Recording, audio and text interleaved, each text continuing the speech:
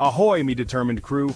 Captain C here with a tale that'll teach ye the power of never giving up, even when the seas get rough and the winds seem to blow against ye. This week, as we watch the news unfold, we see that Gaza peace talks have stalled once again, despite months of diplomatic efforts and countless attempts to bring warring parties to the negotiating table. It might seem like a hopeless situation, but it reminds me of one of Jesus' most encouraging parables about persistence, prayer, and the promise that justice will eventually prevail.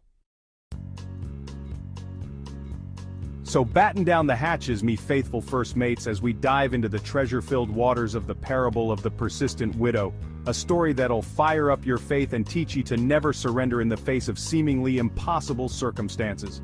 Picture this scene from ancient times. In a bustling Middle Eastern city, there lived a widow who had been wronged by someone powerful. In those days, widows had no legal standing, no male relatives to advocate for them, and no money to hire lawyers.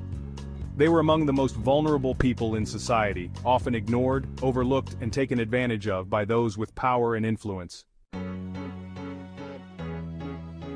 But this particular widow refused to accept injustice.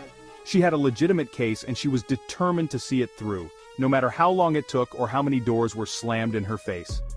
So she went to the only person who could help her, the judge who presided over legal matters in her city. Now here's where the story gets interesting, me hearties.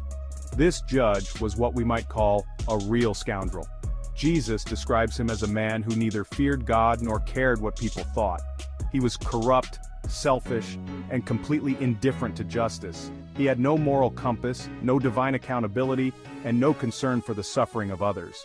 In other words, he was the last person you'd expect to help a powerless widow.